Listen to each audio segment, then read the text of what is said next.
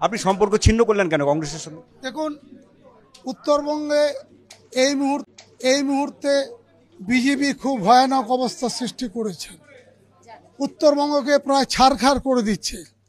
তাই আমি মনে করি কংগ্রেসের থেকে বিজেপিকে রোকা যাবে না।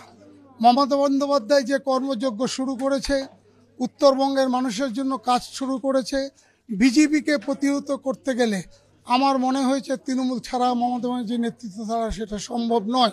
বিজেপি যেভাবে উত্তরবঙ্গকে ধ্বংসের পথে নিয়ে যাচ্ছে, তার বিরুদ্ধে লড়াই করতে গেলে মমতা ব্যানার্জির নেতৃত্বে একমাত্র সম্ভব।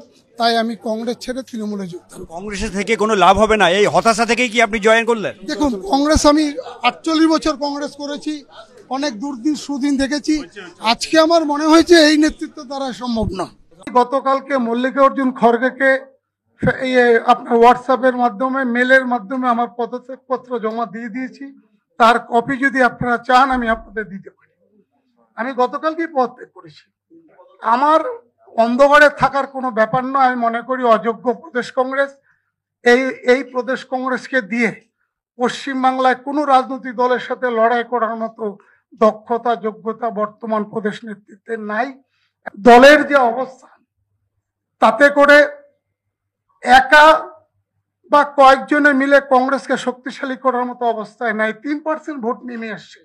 এই বাস্তব সত্যটাকে অস্বীকার করার তো কোনো কারণ নাই। আজ পর্যন্ত দিল্লিকে দেখলাম না পশ্চিমবাংলার বিরোধীদের সম্বন্ধে এক লাইন কথা বলতে। আমায় বলছো লড়াই করতে, তোমরা ওখানে চেয়ার ফাঁকা রাখবা। এইভাবে হয় না, এইভাবে কংগ্রেস শক্তিশালী হয় না। আমি মনে করি বিজেপির সাথে লড়াই করতে গেলে কংগ্রেস থেকে হবে না। একমাত্র মমতা বন্দ্যোপাধ্যায়ের নেতৃত্বে তৃণমূল কংগ্রেস উত্তরবঙ্গে যে ছারখাড় করছে বিজেপি, তার বিরুদ্ধে লড়াই করতে পারবে। এক। দুই হচ্ছে, আমি মনে করি আমি 10 বছর বিধায়ক ছিলাম, বিরোধী দলে ছিলাম, মানুষের কোনো সেবা করতে পারিনি, মানুষের কোনো পরিষেবা দিতে পারিনি। আমি মনে করি আমার অভিজ্ঞতার মধ্যে দিয়ে যে শাসক দলে না থাকলে মানুষকে কোনো পরিষেবা দেওয়া যায় না এবং মানুষের থেকে বিচ্ছিন্ন হয়ে যাচ্ছে। তাই আমি মনে করি মমতা ব্যানার্জি সারা বাংলা এবং উত্তরবঙ্গের যে উন্নয়নের যে